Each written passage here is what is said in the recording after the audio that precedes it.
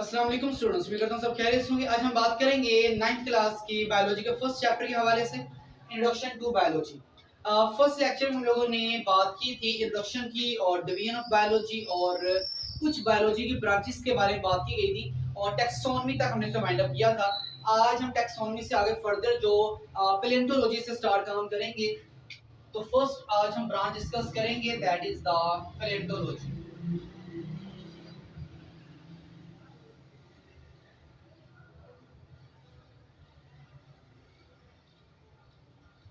What is the palaeontology? Palaeontology basically कहा जाता है the study of fossils, fossils का मुतालिया।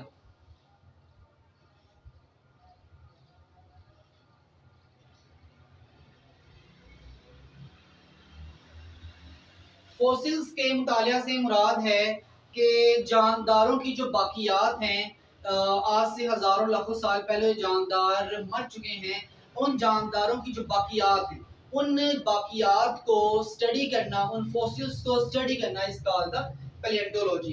तो आप फॉसिल्स की डिफाइन किस तरह से करेंगे? Simply say the remains of extinct organisms.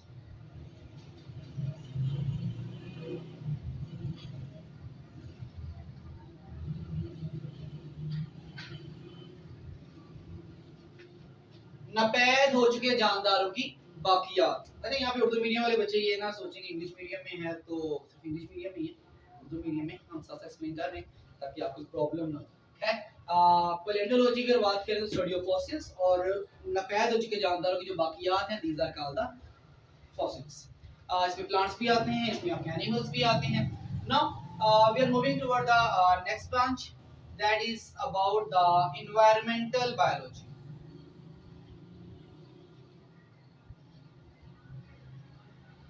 Environmental biology नाम से जाहिर है कि इसमें हम डिस्कस करेंगे लिविंग ऑर्गेनिजम्स और इन्वायरमेंट के दरमियान जो इंटरेक्शंस हैं, जो रिलेशनशिप है, the study in the environmental biology. इसका प्रॉपर डिफाइन ये करेंगे, the branch of biology that deal with the study of interactions between organisms and his environment।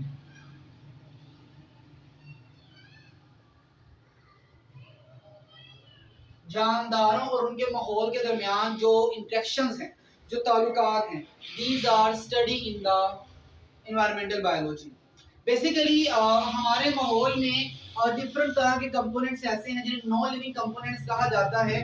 अब हमारे माहौल में जो कंपोनेंट्स नॉन लिविंग एग्जिस्ट करते हैं, हम उनके साथ डिफरेंट तरह से इंटरेक्शंस परफॉर्म करते हैं। जैसे अगर नॉन लिविंग कंपोनेंट्स की बात करें, जिनको हम बायोलॉजी की लैंग्वेज में एबायोटिक कंपोनेंट्स कहते हैं।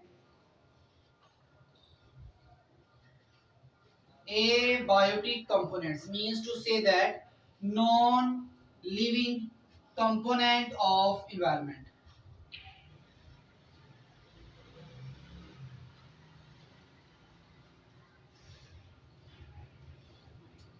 अब ये कौन कौन से में हमारे पास हवा आती है, लाइट है, इसके अलावा अगर हम बात करें हीट है, टेम्परेचर है, न्यूट्रिएंट्स हैं, वाटर है, ये different non living components of our environment. अब इनके साथ जो लिविंग कंपोनेंट्स, अब लिविंग कंपोनेंट्स को बायोलॉजी की लैंग्वेज में नाम देंगे बायोटिक कंपोनेंट्स। बायोटिक कंपोनेंट्स क्या हैं? लिविंग कंपोनेंट्स ऑफ एनवायरनमेंट, जिसमें प्रोड्यूसर आते हैं, कंज्यूमर्स आते हैं, डिकम्पोजर्स आते हैं। बेसिकली ये living components in non living components का इंटरेक्शंस करते हैं, इनके साथ मेल जोल ताल्लुकात बनाते हैं, ठीक है, हमारे जिंदा रहने के लिए भी जरूरी है। तो this is all about in the environmental biology. इसके बाद हम डिस्कस करेंगे थर्ड ब्रांच आज की, the socio biology.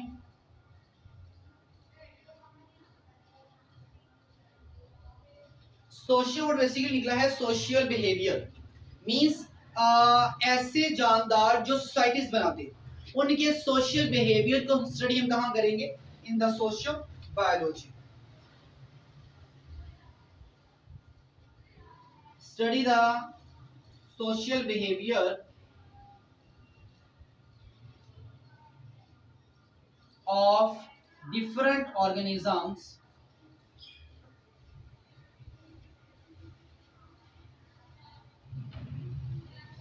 that make societies. ऐसे जानदार जो सोसाइटी बनाते हैं, माशरा तख्लीक करते हैं, वो आपस में किस तरह से लेन देन करें, किस तरह से मेल जोल करेंगे, उनके आपस में क्या बिहेवियर होगा, इसको हम कहाँ डिस्कस करेंगे, सोशल बायोलॉजी में। इसके बाद हम बात करेंगे अबाउट द पैरासिस्टोलॉजी के हवाले से।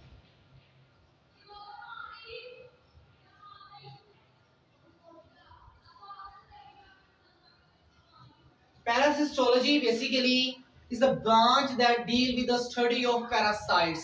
Parasites का मुताला करने वाली ब्रांच हमारे पास क्या है, पैरासिस्टोलॉजी। तो simply say that study of parasites. अब यहाँ पर एक सवाल उठता है, वो ये कि भी पैरासाइट्स होते क्या है। पैरासाइट्स बेसिकली ऐसे जानदार हैं जो अपने होस्ट से, अपने मेजबान जानदार से खुराक भी लेंगे, उससे रहाइश भी लेंगे, शेल्टर भी लेंगे और बदले में उसको नुकसान पहुंचाएंगे। This is about the parasites. तो पैरासाइट्स हमारे पास क्या हैं, such organisms that gain food and shelter from the body of host and in return harm them. ऐसे जानदार जो अपने मेजबान के जिस्म से खुराक भी लें, शेल्टर रहाइश भी लें और बदले में उसको क्या करें, इन रिटर्न हार्म देम, और बदले में उनको नुकसान पहुंचाएं। These organisms are called the parasites, as like the leech है या मॉस्किटोस हैं, बैक्टीरिया है, वायरस है, the number of examples of parasites. Now अब हम बात करेंगे about the next branch, तो उससे पहले उसको रेस करेंगे।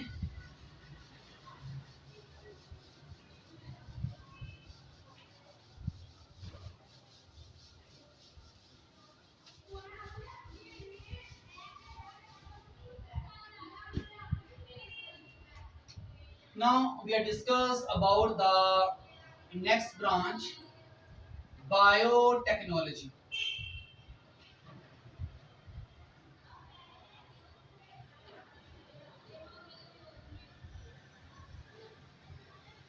बायोटेक्नोलॉजी बेसिकली एक ऐसी ब्रांच है जिसमें हम ये डिस्कस करते हैं कि किस तरह से living organisms such like micro organisms, bacteria, yeast, इन्हें किस तरह से इस्तेमाल में लाया जाए कि इंसानी फायदे के लिए, इंसानी वेलफेयर के लिए डिफरेंट प्रोडक्ट्स को तैयार किया जाए। तो simply say that the branch of biology deal with the study of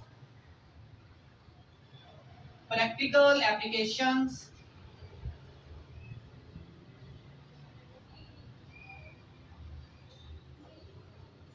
of living organisms for make different substance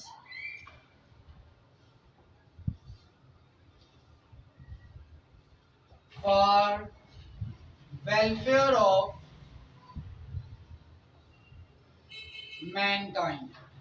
इंसानी फायदे के लिए मुख्तलिफ अशिया को तैयार करने के लिए हम living organisms such like micro organisms को इस्तेमाल करते हैं, and this is about the biotechnology. इसमें नंबर ऑफ इसकी एप्लीकेशंस हैं जिनमें जेनेटिक इंजीनियरिंग है, फर्मेंटेशन है, इसके अलावा हम बात करें जीन थेरेपी है, तो the different examples of the biotechnology. Now we are moving toward the next branch, that is the immunology.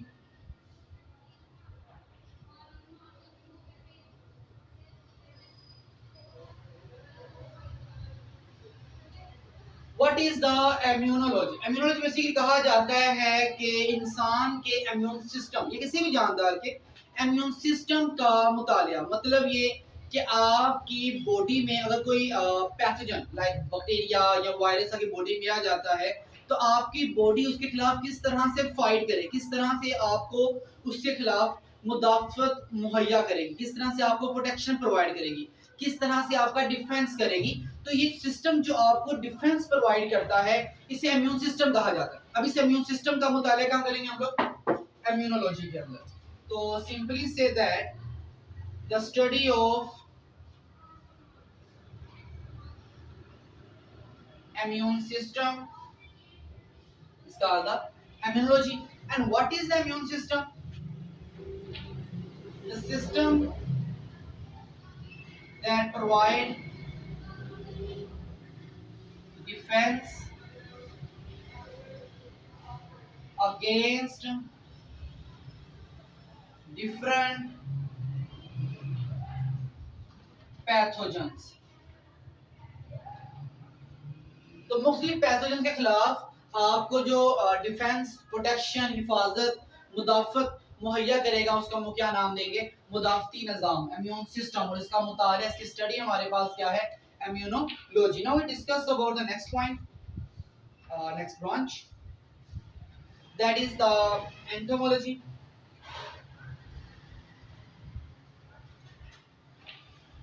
Entomology basically कहा जाता है द स्टडी ऑफ इंसेक्ट्स, हशरात का मुतालिया।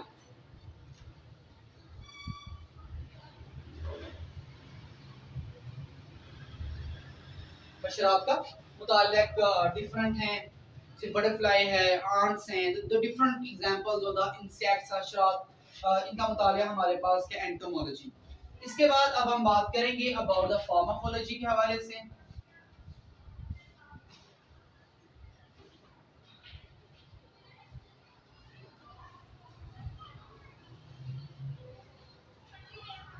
फार्माकोलॉजी, फार्माकोलॉजी बेसिकली कहा जाता है द स्टडी ऑफ ड्रग्स, अद्वियात का मुतालिया। तो इसकी स्टडी को हम क्या नाम देंगे? फार्माकोलॉजी। अब इसमें सिर्फ ड्रग्स के हवाले से हम क्या पढ़ेंगे, मतलब अद्वियात के हवाले से क्या, तो हाउ दे आर मैन्युफैक्चर्ड, बनती कैसे हैं, and what is the effect on the human beings, इनका इंसानी जिस्म पे क्या असरात होगा। तो all is about pharmacology,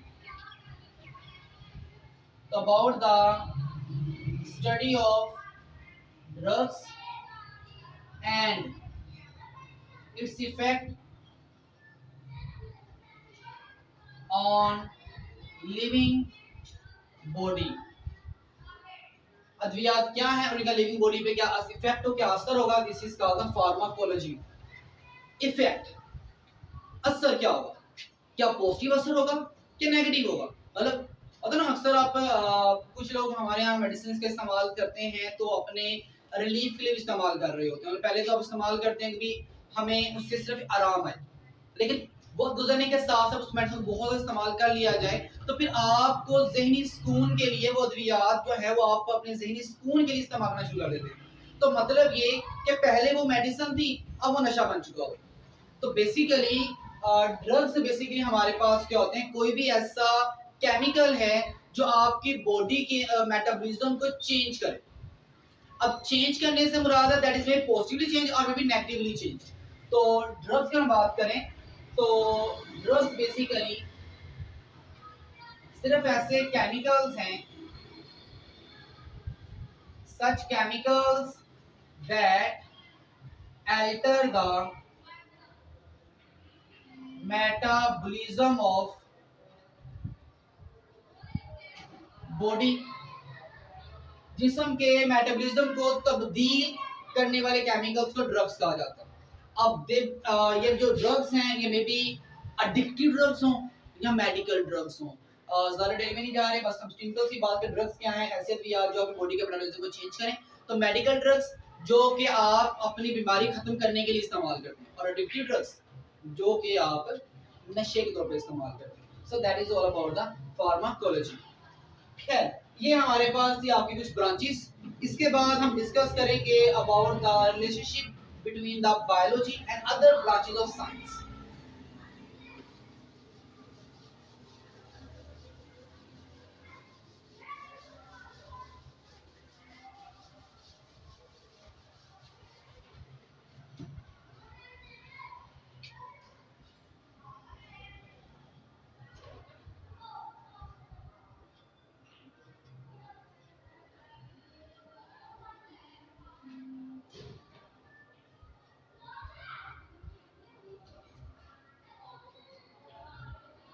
relationship between the biology and other branches of science.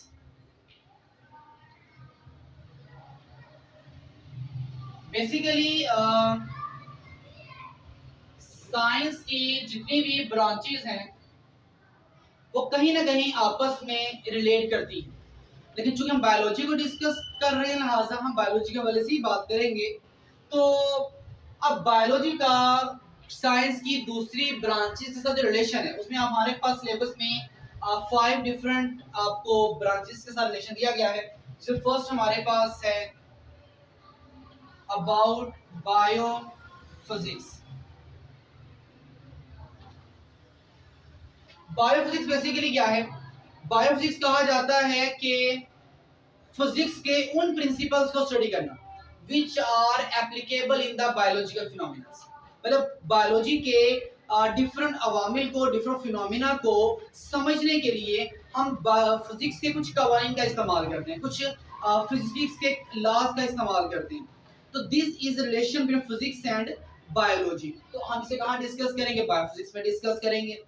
जैसे एग्जांपल आपको अगर यहाँ दी जाए तो लिम्स हैं और लीवर है। अब एनिमल्स के अंदर जो लिम्स की मूवमेंट होती है और जो फिजिक्स में लीवर की मोशन है, इन दोनों को आपस में रिलेट किया जाए तो both are show the similarities. So we can say that कि हम बायोलॉजी को समझने के लिए फिजिक्स के कुछ लॉज को इस्तेमाल करते हैं। तो इसकी स्टडी हमारे पास क्या? बायोफिजिक्स। इसके बाद बारी आती है बायोकेमिस्ट्री की।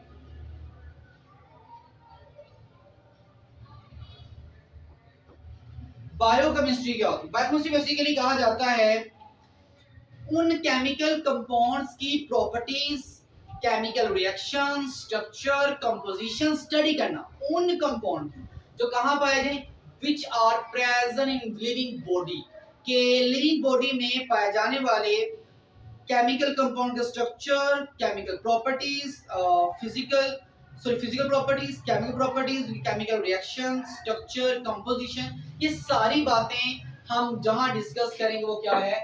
बायोकेमिस्ट्री। अब जैसे अगर हम बात करें कि प्लांट्स के अंदर एक प्रोसेस होता है फोटोसिंथेसिस का।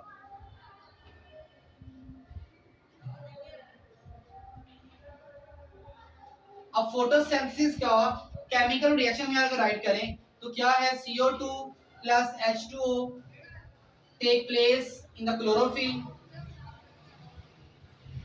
in presence of sunlight to form the C6H12O6 glucose and साथ में oxygen as a byproduct. Now this is the chemical reaction और कहाँ पर फॉर्म हो रहा है? Take place in the body of plants. and plants क्या है? लिविंग ऑर्गेनिजम्स हैं। तो मैंने पहले कहा कि लिविंग ऑर्गेनिजम्स की बॉडी में होने वाले केमिकल रिएक्शंस, उनकी प्रॉपर्टीज, उनका स्ट्रक्चर, उनकी कंपोजिशन, इन तमाम को कहाँ डिस्कस करेंगे? बायोकेमिस्ट्री में। अब इसी तरह से एक प्रोसेस होता है तमाम जानदारों में, इंसानों में भी होता है, प्लांट्स में भी होता है। ये तो सिर्फ प्लांट्स में होगा, लेकिन जो हम अब प्रोसेस डिस्कस करेंगे जिसमें हम रेस्पिरेशन कहते हैं। अब रेस्पिरेशन एनिमल्स में भी होता है, प्लांट्स में भी होता है, और वो इसका ऑपोजिट है। मतलब रेस्पिरेशन में क्या होगा?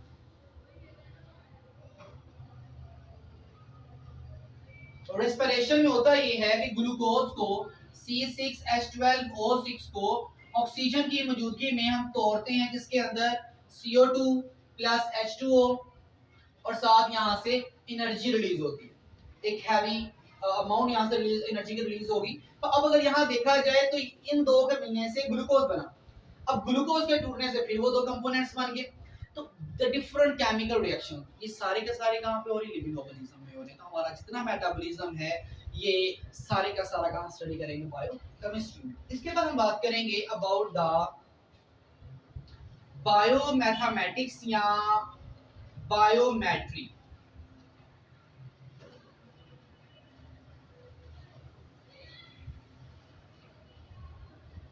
कुछ भी कह लें, बायोमैथमेटिक्स या बायोमेट्री। अब बायोमैथमेटिक्स या बायोमेट्री क्या होती है? हम बायोलॉजी के डिफरेंट फिनोमेना को, डिफरेंट प्रोसेस को समझने के लिए या उन्हें सोल्व करने के लिए डिफरेंट मैथमेटिकल टेक्निक्स, टूल्स का इस्तेमाल करते हैं। मतलब जैसे सब्सट्रैक्शन है, एडिशन है, मल्टीप्लिकेशन है, डिवीजन है, ये कुछ हमारे पास मैथमेटिकल टूल्स या टेक्निक्स हैं जिन्हें इस्तेमाल किया जाता है for solve the biological problem, for understand the biological problem. तो this is the biomathematics and biometry. इसमें हम आगे जाकर सेकंड चैप्टर में डिस्कस भी करेंगे, जहां हम डाटा एनालिसिस डिस्कस करेंगे सेकंड चैप्टर में, वहां रेशियो और प्रोपोर्शन का इस्तेमाल करेंगे। अब रेशियो प्रोपोर्शन बेसिकली क्या है? The mathematical techniques. तो बेसिकली बायोलॉजी को समझने के लिए हमें मैथमेटिक्स की जरूरत भी पड़ती है। इसके बाद हम बात करेंगे अबाउट द बायोजियोग्राफी।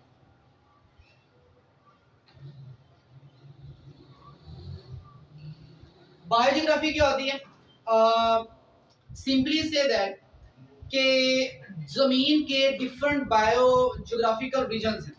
अब उन जियोग्राफिकल रीजन्स में जमीन के डिफरेंट जियोग्राफिकल जो रीजन्स हैं, अब वहां पर डिफरेंट तरह के जानदार पाए जाते हैं। डिफरेंट तरह के जानदारों को डिफरेंट जियोग्राफिकल रीजन में डिवाइड किया, डिस्ट्रीब्यूट किया गया है, तकसीम किया गया है। तो इन तमाम को हम कहां डिस्कस करेंगे? बायो जियोग्राफी के अंदर। कहां पर कौन सा जानदार एग्जिस्ट करता है, कहां पर किस जानदार को डिस्ट्रीब्यूट किया गया है। तो all is about the bio geography. अच्छा, बायोजियोग्राफी का एक इसका फायदा हमें ये होता है कि इससे हम ये चीज समझ सकते हैं, अंडरस्टैंड कर सकते हैं कि भाई जहां पर जो डिफरेंट जानदार पाए जाते हैं उनकी प्रॉपर्टीज क्या हैं, उनके फीचर्स क्या हैं, उनका बिहेवियर कैसा है। तो इस चीज समझने में हमें बहुत आसानी होती है अगर हम बायोजियोग्राफी को डिस्कस या स्टडी करते हैं। इसके बाद last relationship of the biology is the bio economics. Bio economics basically कहा जाता है कि इकोनॉमिकल पॉइंट ऑफ व्यू के हवाले से, मुआशियाती लिहाज से हम ये डिस्कस करें किसको? ऑर्गेनिजम्स को।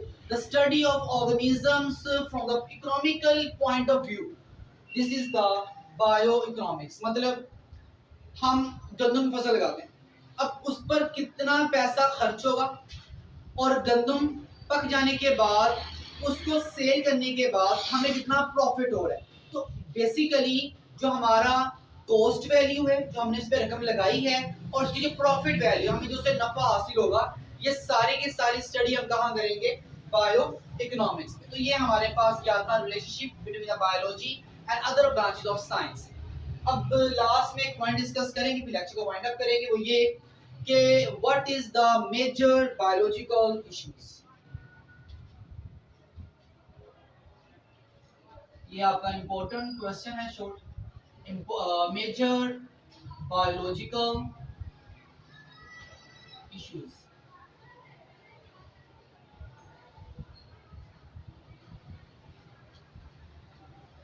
मेजर बायोलॉजिकल इश्यूज का अगर बात करते हैं तो वो कौन कौन से? First one is the human population.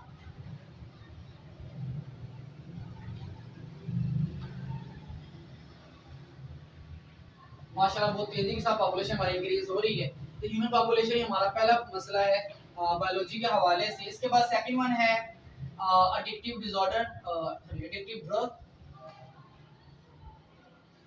जिनका जिक्र भी मैं थोड़ी देर पहले आप लोगों से कर रहा था फार्माकोलॉजी के अंदर कि नशा आवर्दविया। तो ये भी एक बायोलॉजिकल इशू है।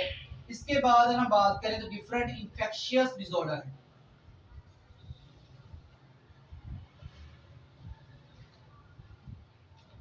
बीमारियां बहुत ज्यादा तेजी से फैल भी रही हैं, जैसे आजकल कोरोना चल रहा है, तो that is a biological problem. इस वक्त ये बायोलॉजी का इशू हो ना हो, दुनिया का सबसे बड़ा इशू बना हुआ है। खैर बात करेंगे नेक्स्ट आपके 4 पॉइंट के बारे। तो हमारे पास है पोल्यूशन।